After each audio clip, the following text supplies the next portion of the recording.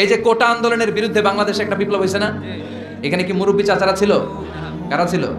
আমার দেশের দামাল ছেলেরা, তারুণ্যের উচ্ছ্বাস নিয়ে তারা এসেছিল, তারা জ্বলে উঠেছিল আপন শক্তিতে। চিল্লা এখন ঠিক কিনা? এজন্য যুবকরা চাইলে অনেক কিছু করতে পারে। তোমাদের উপর নির্ভর করছে আগামীর ভবিষ্যৎ। যুবকরা যদি ইসলামের পথে আসে ভালো থাকবে বাংলাদেশ।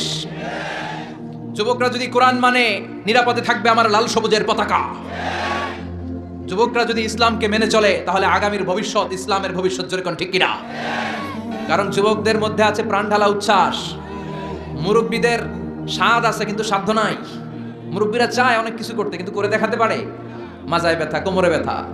আগামীর নেতৃত্বে মুরব্বী নয় যুবকদেরকে এগিয়ে আসতে হবে। চিল্লায় বলো ঠিক কিনা? যুবকদের রক্ত গরম, তারা চাইলে একটা বিপ্লবকে নেতৃত্ব দিতে পারে। They can lead a revolution. গোটা বিশ্বে যত বিপ্লব হয়েছে সব যুবকদের দিয়ে হয়েছে। সুবহানাল্লাহ পড়েন।